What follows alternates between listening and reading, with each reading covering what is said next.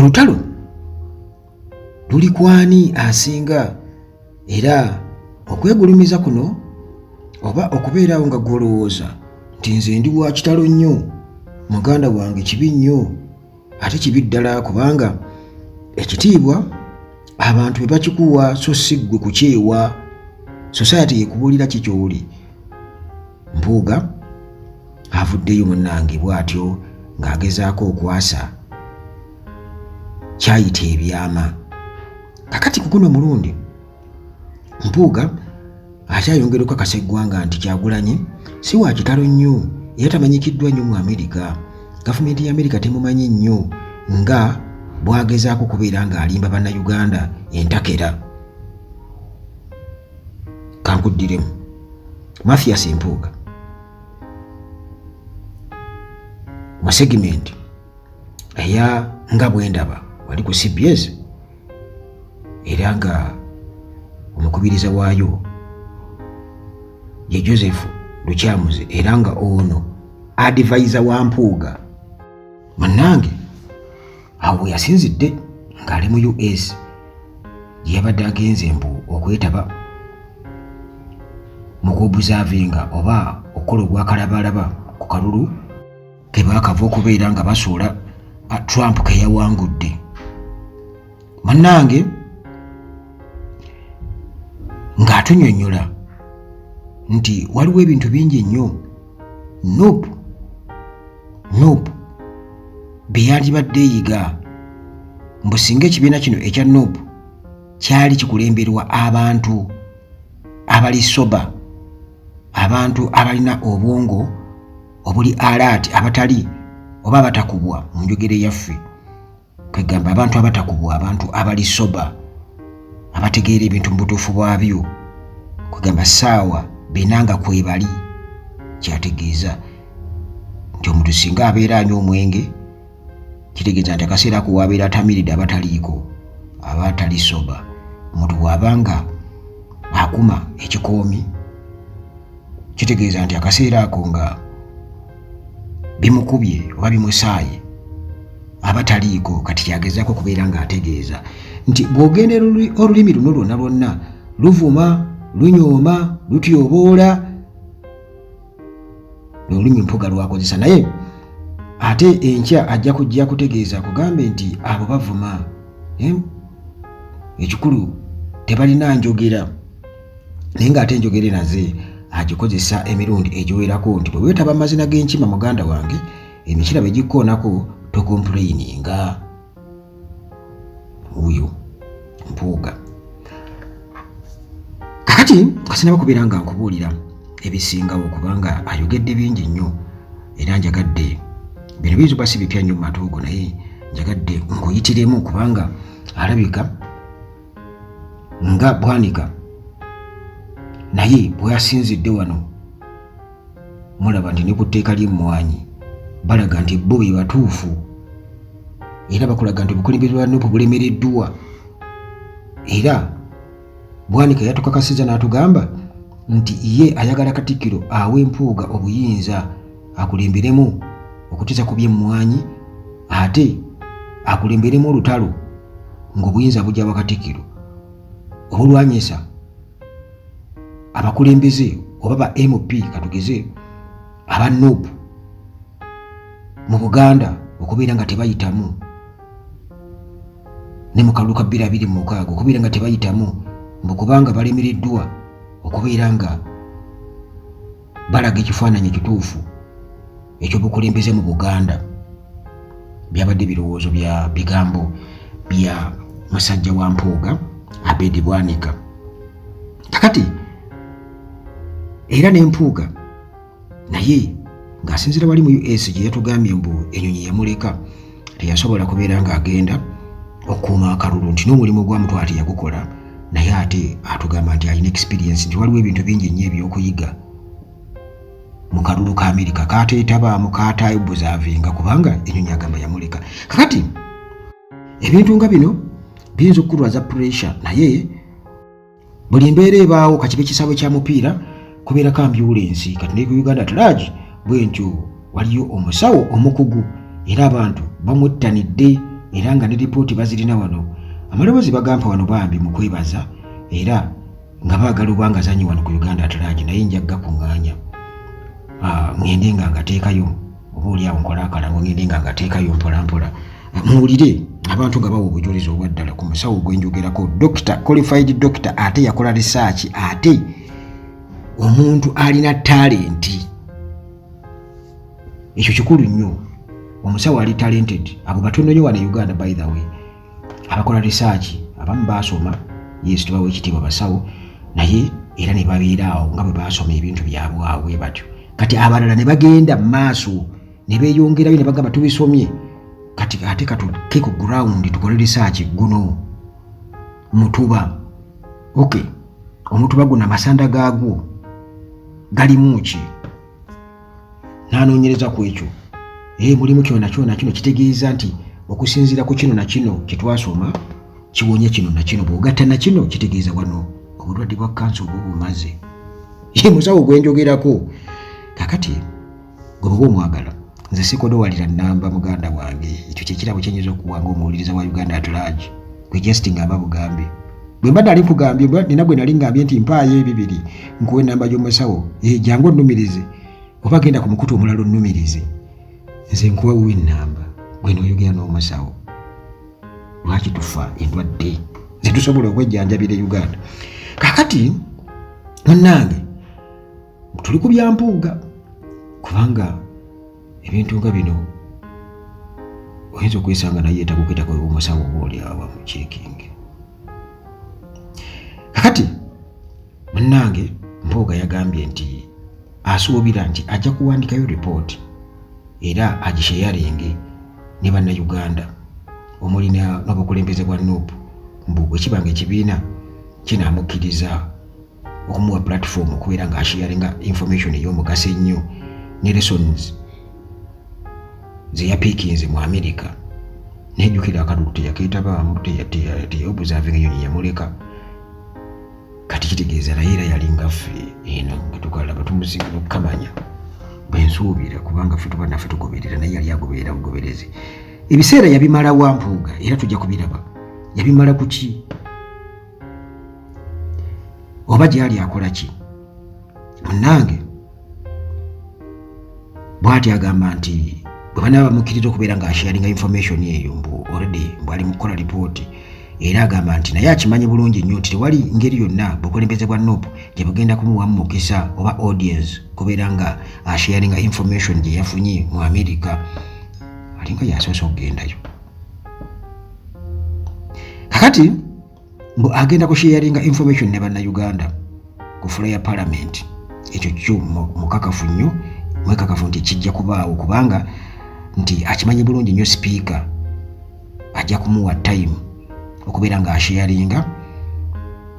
ebintu kimu babibiri byeyize mu kulonda kwa US mu US electoral system naye nga speaker gwagamba nti asobola okumugamba nti gamba mukamaawo nti bino biba bibaawo bannayuganda kugamba byaleete already wano kyovudalaba nga sijja kubeera nga neesibanya ku kigambo ky'okusoma kino kiyinza okuba nga kirina engeri kikuleetingamu down kubanga ebintu bye twogerako wano akalulu engeri gye kakwasaganyizibwamu wano gadibengalye kati ate era naye ojja genda okwesanga nga byebintu byebimu byaleese okubeera ng'ayogera naye afaaki ayagala kulaba nti naye kati wakitalo w'amaanyi bo kwegamba bwe baba bagenze mu America balina okubeera nga babeera recognized. Omanyi nabeerako e Sudan naye e Sudan singa president wa Sudan agenda mu America Salva Kiir n'agenda mu America olunaku lwakomawo mu Sudan eba public holiday ebeera public holiday e Sudan abamanyi Sudan bamanyi ebibbalamu abimanyi bulungi nnyo kubanga e Sudan yakoleddeyo nze nga mulabayo. Kakati Mpuuga bw'atyo ng'aseka ng'asekerera obukulembeze bwa Nuupu era ng'agamba mutasuubira kuba nti bano bayinza okubeera nga baagala okubeera nga bamanya ripooti ye gy'anaakola kubanga obusobozi bwe okutambula okugenda mu US mbu kyabadde nga ejjire bakasuse mu maaso g'obukulembeze bwa Nuupu nga bwona okwata ejjino olikuba omuntu mu maaso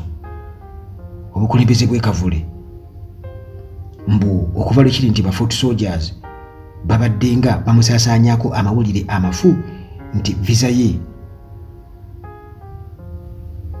yasazibwamu olw'emiliyoni 5 ze yafuna wansi wa Service Award mbu n'olw'okuwagira Speaker Anita Among gwe baateekako envumbo US gwe yateekako envumbo ne UK mbu olw'okubanga bamutwala ng'omulinyizi w'eddembe ly'obuntu. Munnange tuli mu lutalo lwakwegulumiza omusajja yatulyako dde obuyinja agenda ebweru bikaseera naffe tuli b'amaanyi kati munnange empuuga mu mbeera efaanaganako bw'etyo atutegeeza nti ba policy makers abasinga mu America bamulabamu nnyo omugaso ye nga Mpuuga okusinga Bobi Wine. Mpuuga bw'atutegeeza nti ba policy makers mu America bamulabamu nnyo omugaso okusinga Bobi Wine. Mpuuga era mbu n'ayagala okumanya okuva eri obukulembeze bwa Nuupu lwaki tebamwetondera olw'okulimba ensi nti visa ye eya US yasazibwamu era n'agamba nti oba nakyemalira obuli ekavule buteekwa okubanga bulumwa nnyo okumulaba nga asobola okutambula n'agenda mu US nga takubiddwa ku mukono yadde nga tewaliwo restrictions zonna ekintu ekikontana n'amawulire agabadde gasaasaanyizibwa ba Fort Soldiers nti visa ye yasazibwamu. Kakati Mpuuga munnange mu kwongera okuyiwa olunyata agamba nti Bobi Wine ne gurupu ye eya Nuupu mbu si ba mugaso nnyo bwe twogera ku American Foreign Policy mbu si ba mugaso nnyo tebalinaawo makulu nga bwe baagala okubeera nga bategeeza ensi nti Bobi Wine ne gurupu ye ya Nuupu si ba makulu nnyo eri American Foreign Policy nga bo bwe baagala okukiraga ensi nti ba makulu nnyo. Mpuuga munnange ayiwa olunyata ayongereza agamba nti ennaku z'amaze mu America ng'ali nga yasooseeyo nti ne yonna gy'atambudde oluvannyuma lwa coffee debate mbu tewali muntu yenna yali amubuuziza ku kintu kya Nuupu ku linnya Nuupu nti owange Nuupu mbu tewali muntu yenna yali akimubuuzizzaako nti ne bannayuganda bonna bainteractinzeeko nabo nti balaga tebalina budde era tebafaayo tebalina kintu kye bamubuuza ku Nuupu n'agamba nti ne ba US policy makers kababe ababaka ba parliament administration officials n'agamba nti Nuupu si kintu kya makulu nga ba Fort Soldiers bwe baagala okubeera nga baagala ensi emanyi era mu ndowooza ya Mpuuga agamba nti Nuupu si nsonga nkulu oba factor nkulu isn't a big issue or factor nti American government bw'eba esalawo ekintu kyonna kyonna ku Uganda nti Nuupu terinaawo influence yonna kwegamba nti oba okubeera nga ensonga America gye yali badde etunuulira mu kusalawo ku kintu kyonna ku Uganda nti nga ba foot soldiers bwe bagezaako kubeera nti nno bakiraga nti nope yereetera katugeze sanctions okubaawo n'ebintu ebirala. Mpuuga katumusabire bali bamukuba sanctions abasajja bazibu nnyo muganda gwange naye ayinza okubula wanyi watuzze sajja nabajje bubalula bati kati Mpuuga nga mumaliriza wuliriza bulungi nnyo nga mumaliriza kuba kati bajjayo ekibali ku mitima Bwanika yakijjayo dda kati Mpuuga naye akijjayo ali ku radio CBS esaasaanyira katugeze nti ebintu ebisobola okubeera recorded ebisobola okubulirwa buli muntu nga si nti biwandiika abyegaane kati olwo bamukyazizza bakommuniketinze naye mu America gy'ali Joseph Luchamuzi mu program nga bwendaba munnange Mpuuga ng'atugamba nti politics wa Bobi Wine oba ebyobufuzi bwa Bobi Wine mbu tebina kibiri okuleka obulimba era n'agamba nti ekimuleetera olumu okutuuka ku ndowooza egamba nti ekituufu ekiri ku Kyagulanyi n'abakulembeze be abalala mu Nuupu nti ge mannya gaabwe ekikulu kye balinawo ge mannya gaabwe ekituufu kye balinawo ge mannya gaabwe tewali kirala era neyeewuunya nti lwaki omuntu yali badde avaayo n'alimba nti viza ye baagisazaamu ng'akimanyi bulungi ezo si kituufu. Mpuuga atugamba nti ye wa makulu nnyo mu US era okugenda kwe okulondebwa okugenda okubeera nti nno akola ogwakalabalaba gwataakola Mbunyonyi yamuleka yali mu lugambo ng'ali mu kulwanyisa Nuupu alemereddwa okukola kyamututte mbu ekyo kyokka ekyokumulonda okugenda okukola ogwakalabalaba mbu kimufuula okuba ow'amaanyi ennyo ate aba Nuupu kifaanaganako eggi eribakubiddwa mu face era bawulira bubi nnyo. Mpuuga atunnyonnyola era n'agamba nti ye w'amaanyi nnyo era bamulabira ddala ng'ow'amaanyi era nti ba policy makers eri bamuvaluinga nnyo tebayinza kumala gamuteekako ezo sanctions okusazaamu visa ye tebayinza kumala gakikola kubanga wa makulu nnyo ye nga Mpuuga. Sirina nnyo bye ngenda kwongerako naye nga bye bigambo bye bumufunze nti era singa abakulembeze oba obukulembeze bwa Nuupu bwali soba kwegamba nga butegeera ebintu mu butuufu bwabyo era nga tebakubwa bandibadde singa baali bategeera kyategeeza singa baali bategeera nti baali badde bategeera omugaso gwa ripooti gye yajja eri bye yalabye eri okusheyaringako nabo bategeere naye tebajja kusobola kumukkiriza kati olumbu Anita Among ajja muwa space ku floor ya parliament asobole okusheyaringako nabyo eri eggwanga kiraba naye kwegamba waliwo akayimba kano simanya ensaalwa mbi nnyo effitina bulwadde oba kwegamba ekintu ekyo simanyi bwebweni yagamba nange si musango nze abantu okunjagala si musango abasajja amazannyalaze balowooza nti basobola okugataapingako bagafune naye munnange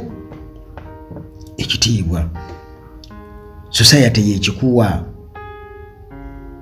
era bwe bagamba nti gwe oli mulaalo oba mulaalo bwe bagamba nti oli mulaalo obeera mulaalo era kola omulimu gwo ng'olaga nti oli mulaalo okinyumirizeemu awo wewajja okuva ekitiibwa kyo. Naye abantu bagadde okuwa ebitiibwa, naye ekikulu kya byonna society yo ebalaba etya? Society yo ebalaba etya? Babakkiririzaamu? Katonda tulabe, kubaga bagamba totta kibe nga tonnakikenenya ndusu